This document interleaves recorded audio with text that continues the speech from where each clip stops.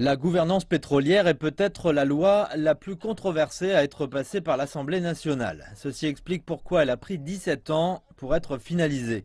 Une fois qu'elle sera signée par le président, l'entreprise la plus vitale pour le Nigeria, NNPC, sera scindée en deux entités plus petites.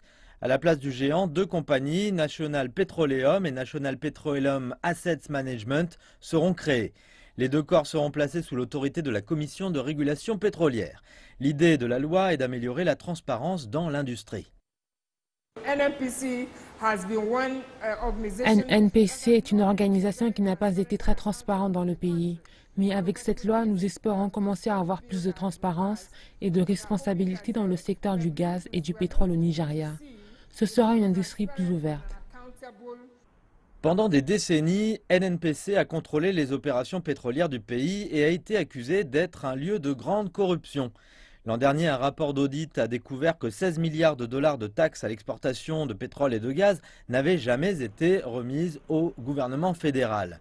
Un autre audit de PricewaterhouseCoopers met aussi en lumière le détournement d'1,48 milliard de dollars entre 2012 et 2013.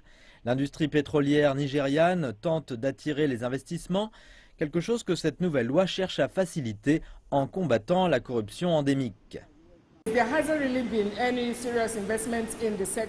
Ces dernières années, il n'y a eu aucun investissement sérieux dans ce secteur parce que certains investisseurs, beaucoup d'investisseurs, même des étrangers, ne savaient pas clairement ce qui se passait dans le secteur de l'énergie.